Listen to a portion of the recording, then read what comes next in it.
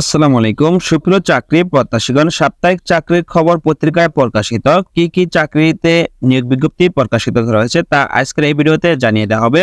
15 November 2024 খ্রিস্টাব্দ রোজ শুক্রবার সাপ্তাহিক চাকরির ডাক পত্রিকা নিয়ে আজকের এই ভিডিওটি তৈরি করা হয়েছে।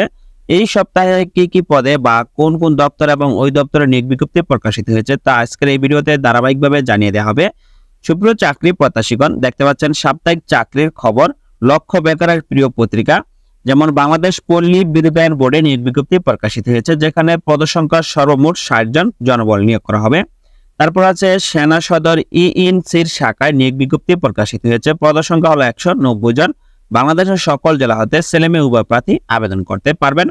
তারপর আছে গৃহায়ণ ও গণপূর্ত মন্ত্রণালয়, পদসংখ্যা হলো 42 জন। সম্পূর্ণ একটি সরকারি চাকরির নিয়োগ বিজ্ঞপ্তি, গৃহায়ণ ও গণপূর্ত মন্ত্রণালয়ের অধীনে যে নিয়োগ বিজ্ঞপ্তিটি প্রকাশিত হয়েছে। সাউথ ইস্ট ব্যাংক পিএলসিতে নিয়োগ বিজ্ঞপ্তি প্রকাশিত হয়েছে, পদসংখ্যা হলো 160 জন। তারপর আছে রাজশাহী উন্নয়ন কর্তৃপক্ষ নিয়োগ বিজ্ঞপ্তি প্রকাশিত হয়েছে, পদসংখ্যা হলো 18 জন। প্রতিরক্ষা মন্ত্রণালয়ের অধীনে চাকরি নিয়োগ বিজ্ঞপ্তি প্রকাশিত হয়েছে, পদসংখ্যা হলো 99 জন।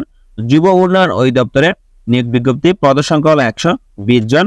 তারপর আছে সামরিক হাসপাতাল সাভার ইমার্জেন্সি, এখানে নিয়োগ বিজ্ঞপ্তি প্রকাশিত হয়েছে, পদসংখ্যা হলো 14 জন। পুরুষ মহিলা উভয় প্রার্থী আবেদন করতে পারবেন সকল জেলা হতে।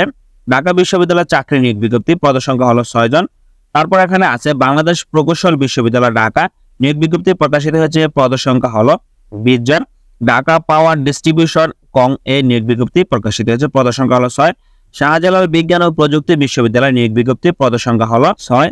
তারপর আছে এখানে পল্লী উন্নয়ন ও সমবায় মন্ত্রণালয় নিয়োগ বিজ্ঞপ্তি প্রকাশিত হয়েছে, পদসংখ্যা হলো 9 জন।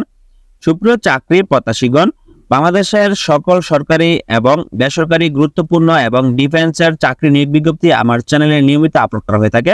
সুপ্রিয় চাকরি প্রত্যাশীগণ, যারা চাকরির নতুন নতুন আপডেট পেতে চান তারা অবশ্যই চ্যানেলটি সাবস্ক্রাইব করে সাথেই থাকবেন। তারপর দেখতে পাচ্ছেন অতিরিক্ত জেলা ও দায়রা জজ ঠাকুরগাঁও নিয়োগ বিজ্ঞপ্তি প্রকাশিত হয়েছে, পদসংখ্যা হলো 30 জন।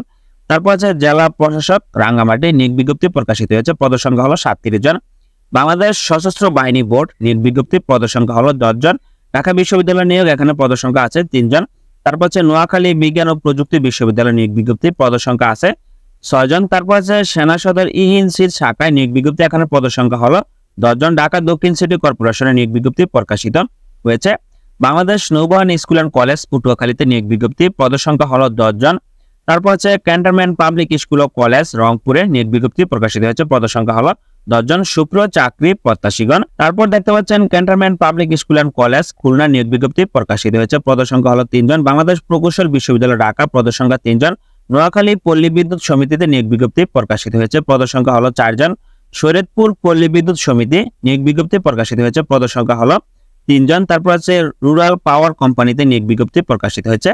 বাণিজ্য মন্ত্রণালয় নিয়োগ, যেখানে পদসংখ্যা হলো 3 জন।